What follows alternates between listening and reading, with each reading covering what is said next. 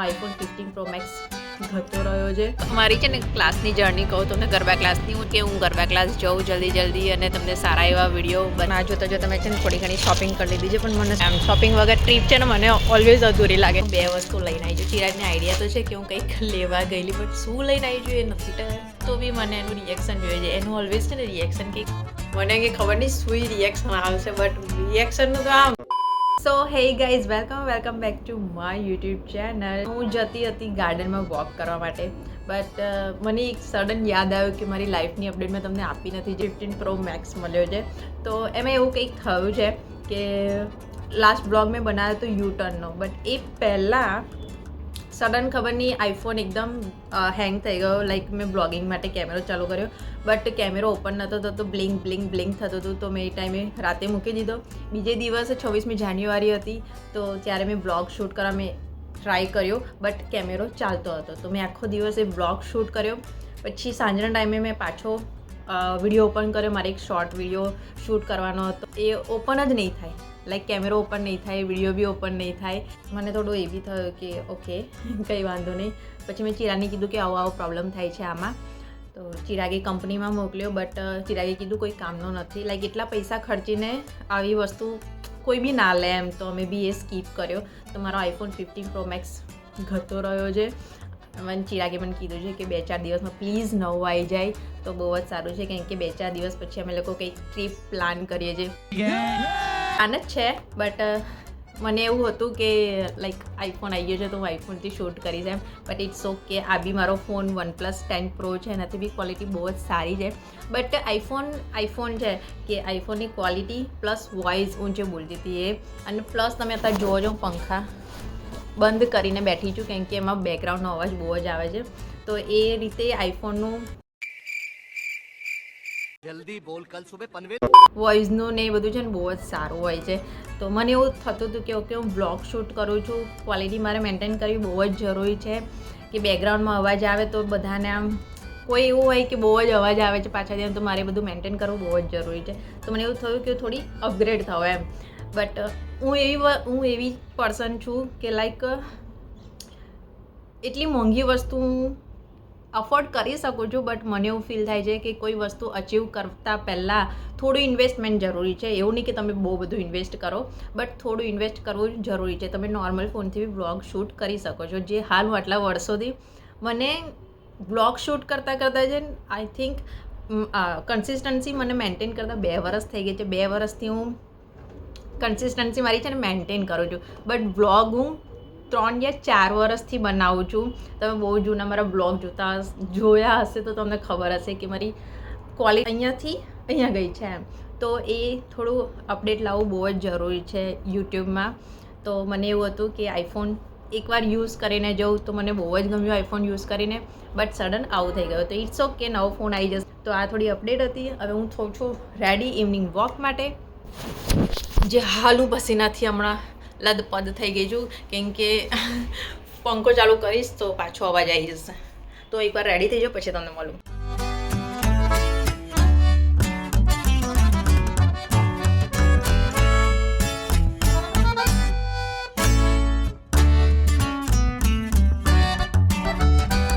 Finally છે ને અડધો કલાક ચાલી અને બેસી ગઈ છું અને આજે ક્લાઉડ છે ને એટલું મસ્ત દેખાય છે. મને આવું વાદળ છે ને બહુ જ ગમે. સી કેટલું મસ્ત લાગે છે ને ત્યાં છે ને થોડી વારમાં હમણાં સનસેટ થશે. અહીંયા એક અંકલના આંટી છે ને રીલ બનાવે છે અને અહીંયા પક્ષી ઉડતા હોય ને તો એટલો મસ્ત વ્યૂ મળી જાય ને મને. એ લાઇટ બી એટલી મસ્ત આવે છે. બસ હું અહીંયા થોડી વાર બેઠી છું. અંકલ છે ને ત્યાં સામે માઇક પર સોંગ ગાય છે તો ગાર્ડનમાં છે ને એ બધી બહુ એક્ટિવિટી થતી હોય તો એ જોવાની મજા આવે. તમને કહું મારી છે ને ક્લાસની જર્ની કહું તમને ગરબા ક્લાસની હું છે ને રેન્ડમ અહીંયા ચાલવા આવતી હતી 3 વર્ષ પહેલાં. ત્યારે મને ખબર નથી કે ગરબા ક્લાસ સિસ્ટમ આવું કંઈક સુરતમાં હોય છે તો ત્યારે મને ખબર પડી ગયું કે ગરબા ક્લાસ હોય છે. ત્યારે મારું ગાર્ડનમાં ચાલવાનું બંધ થઈ ગયું ઓબ્વિયસલી કેમ કે ગરબા ક્લાસ હું જતી હોઉં તો બધી એક્સરસાઇઝ બધી ત્યાં થઈ જાય તો ત્યારે ચાલવાનું બંધ થઈ ગયેલું. હમણાં હું હાલ ચાલું છું એટલે કેમ કે ગરબા ક્લાસ બંધ છે.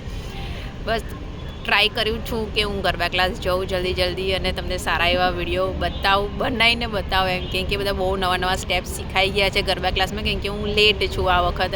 લાસ્ટ ટાઈમ મેં ડિસેમ્બરમાં ચાલુ કરી દીધેલા આ વખત ફેબ્રુઆરી બી નીકળી જશે મને એવું લાગે છે કેમ કે થોડા પર્સનલ કામ એવા છે તો હું જઈ નથી શકતી હમણાં બટ હું જલ્દી જ ગરબા ક્લાસ ચાલુ કરીશ. તો બસ હમણાં હું થોડી વાર બેસું, પછી મારે પ્રાઇમ માર્કેટ જવાનું છે, કેમ કે મારે થોડી ટ્રીપ માટે થોડો સામાન લેવાનો છે, થોડી વસ્તુ જોઉં, કેમ કે ત્યાં છે ને અત્યારે 5 વાગ્યા પછી બધા બહુ બેઠેલા હોય છે, કુર્તાવાળા કે આ તે બધું જ સામાન હોય છે ત્યાં. તો મેં થોડો ઘણો સામાન લેવાનો છે. લેટ્સ સી જો મળશે, મેં જે વિચાર્યું છે મળશે તો હું લઈ લઈશ. તો હું પછી મળું તમને. છે અમારું પ્રાઇમ માર્કેટ, જ્યાં છે ને બધા થેલા લઈને બેઠેલા હોય આવા કુર્તાના. મતલબ રવિવારી તો ના કહેવાય, બટ તો બી 5 વાગ્યા પછી છે ને આ બધા બેઠેલા હોય. તો મારે અહીંયા અંદર કામ છે, જોઈએ કોઈ સારી વસ્તુ મળી જાય ને. મતલબ જે લેવાનું છે એ જ લેવાની છું હું, બટ તો બી આમ શોપિંગ કરવા આવે ને તો 2-4 વસ્તુ તો કંઈક વધારે જ ગમી જાય. પાછળ આખો સ્ટોલ છે ને એનો જ ભરેલો હોય કપડાઓથી જ. તો પ્રાઇમથી તમે શોપિંગ કરો. કોઈ એવી વસ્તુ હોય કે સારી મળી જાય છે, તમારે જોઈને લેવી પડે કે સારી છે કે નહીં એમ. તો લેટ્સ સી, જોઈએ અંદર. લેવાના છે આવા સ્ટોલ, વ્હાઈટ બેઝ પર લેવાના છે મારે. જોઈએ અંદર બીજું. મને છે ને આવો જોઈએ, બટ આની અંદર બ્લુ હોય ને, મારો આઉટફિટ બ્લુ કલર છે, કુર્તી છે, તો એની ઉપર મારે આવો સ્ટોલ નાખવો છે. એમની જોડે હતો બટ છે ને બહુ મોટી સાઇઝ હતી, દુપટ્ટા ટાઈપ થઈ જતો હતો, સ્ટોલ ટાઈપ તો દેખાતો જ નહોતું. જોઈએ બીજે કંઈક મળે તો અંદર.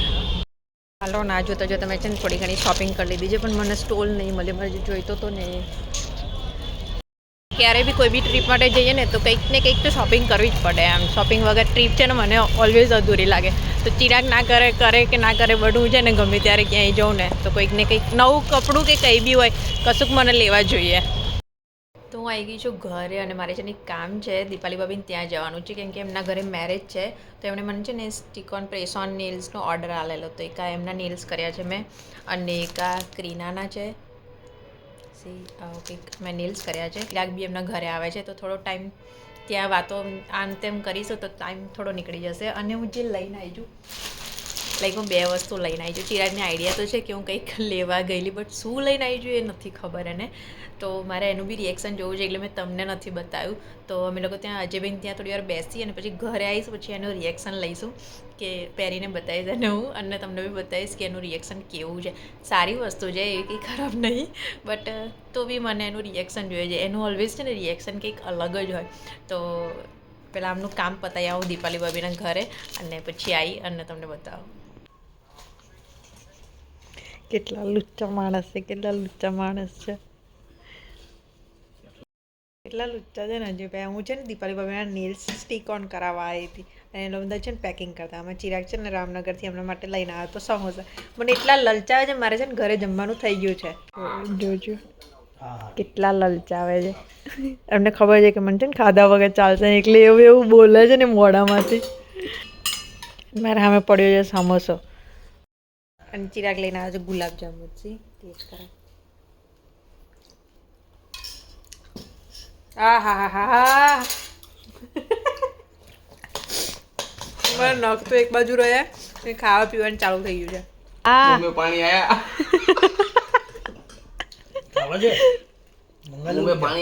હા મેં સવારે भी गुलाबजामुन ખાધા છે. ગુલાબજાંબુ મેં ખાધું. એ સમોસાની વાત કરે ને તમે આ જો આ. ગુલાબજાંબુ પતાવટ કરાવે છે. એ જ ને.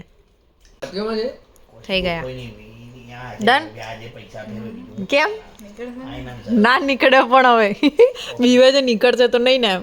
ઓફિશિયલી ના કહેવાનું. મિલ્સની ટીપથી કશું કામ નહીં કરવાનું, ખાઈ લે હવે. હવે હાથ હારા લાગે છે ને. ઓકે, તમને ગમ્યા? જૂઠું ને બોલશો, હમણાં તો ક્રીના કરતા હતા, જેમ વિડીયો ચાલુ કરે એમ તમે પાલટી ફેરવી કાઢો છો, આવું નહીં કરવાનું. તે ક્રીના બ્લોગ જોશે. अरे बाप रे ये तो धोती खोल रहा है. અમે ચાલ્યા ઘરે, હજી મારે જમવાનું બી બાકી. ચાલ ચિંટુ, આપણે લોકો જઈએ. આ લોકોએ તો જમી લીધું છે અહીંયા આગળ. ચાલો. અને દીપાલી ભાભી અમે ટ્રીપ પર જઈશું ને તો હું તમને વિડીયો કોલ કરીશ, જોજો. આજે જે તમે મને જલાઈ હતી ને હમણાં સમોસા ખાતા એવું તમને જલાઈશ હવે, જોજો. છે ને ફાઇનલી એ ટાઈમ આવી ગયો છે. હું તમને મારો કુર્તો બતાવી દઉં. મેં છે ને કુર્તો પહેર્યો છે, અને ચિરાગ છે ને બહાર જ ઊભો છે, અને દરવાજો ખખાડે. મેં કીધું 5 મિનિટ ઊભો રહે. તો મારે છે ને એનું રિએક્શન લેવું છે કે આ કુર્તો જોઈને ચિરાગનું રિએક્શન કેવું છે. વેટ હું તમને પહેલાં બતાવી દઉં. તો આ કુર્તો છે મારો, જે પહેરેલો છે, બટ છે ને સ્લીવલેસ પટ્ટી છે ને. તો લેટ્સ સી, જોઈએ ચિરાગનું રિએક્શન કેવું છે. આમ એનો વેઇટ કરું છું, બટ કોઈના ફોનમાં જ લાગેલો છે, ખબર નહીં ક્યાં ગયો. હમણાં દરવાજાને બહાર ખટખટ કરતો હતો. હવે હું કેટલી બૂમો પાડું છું, પણ આવતો જ નહીં અંદર.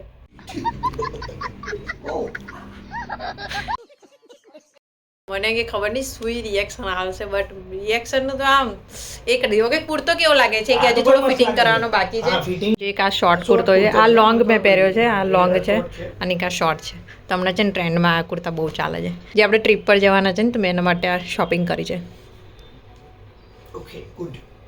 મસ્ત છે ને? આમ બતાવી આપણે ક્યાં જોયા હતા? હા હા બસ એમાંથી જ. ત્યારે નહોતા એ આપણે નૈનીતાલની ત્યાં જતા હતા ને ત્યારે નહોતા. આમનું ફેરવું ને તો એક મેં છે ને આ કુર્તો લીધો છે, આ શોર્ટ છે. તો આ તમારો આઉટફિટ પ્લીઝ કમેન્ટમાં કહેજો કે તમને કુર્તી કેવી લાગી. તો કુર્તાનું રિએક્શન જોઈને અમે લોકો નીકળી ગયા છે. ચિંટુ મને કે આજે હું તને ટ્રીટ આલું છું. ચાલો તો કુર્તો બહુ મસ્ત મસ્ત લીધો છે. વાહ વાહ વાહ क्या बात है. જે આ વાતની એને ખબર तू साला भोला दिखता है लेकिन है एकदम होशियार हो लुच्चा मार रहे हो गप्पे. कुर्तो भी લીધો ને ટ્રીટ भी આપો. ये कैसा? नो गलत बात અમે हो લોકો रही है. ચક્કર મારવા નીકળ્યા છે એમ જ કેમ કે બહુ ટાઈમથી અમે લોકો રાતે આવવા નીકળ્યા નતા તો થોડો ચક્કર મારીને આવીશું. અને ચિંટુ છે ને થોડો મને આઈસ્ક્રીમ બી ખવડાવશે. લાસ્ટ ટાઈમ જે જામફળવાળો આઈસ્ક્રીમ ખાધેલો ને ચલો તું આઈસ્ક્રીમ તો ખવડાવી શકું છું મને બરોબર? નો હા એટલે જ હું તારી જોડે આવી. નો એ લોકો આવી ગયા છે આઈસ્ક્રીમ ખાવા. અહીંયા જામુનનો મળે છે બટ આ જામુનનો આઈસ્ક્રીમ મને નથી ભાવતો, પેલો ભાવે છે મને.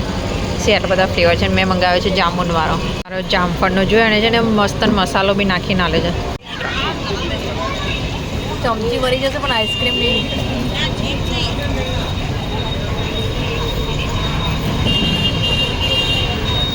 તમારે છે ને સોનાલી યાર જ્યારે આવું કંઈ ટેસ્ટ કરે ને તો તમારે એની આંખો જોવાની.